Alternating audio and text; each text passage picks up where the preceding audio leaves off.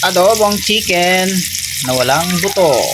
Tinatawag natin boneless chicken adobo. Itlog.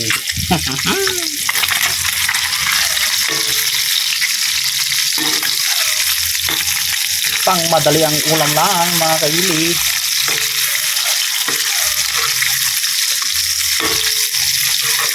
Sino nakapadas kas kuya eh.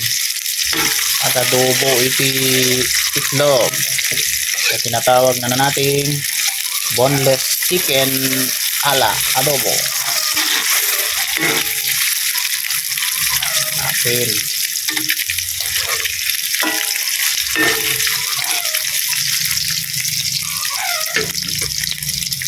Lagyan natin ng pampalasa.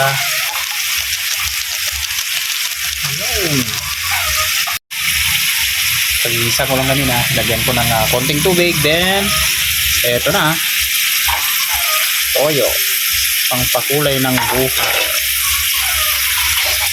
Haluin ulit para magkakulay.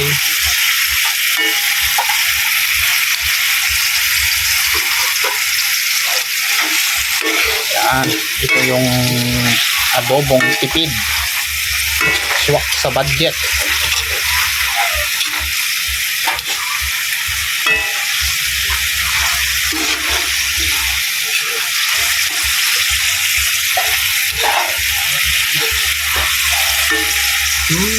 Galing mga rin kaila eh.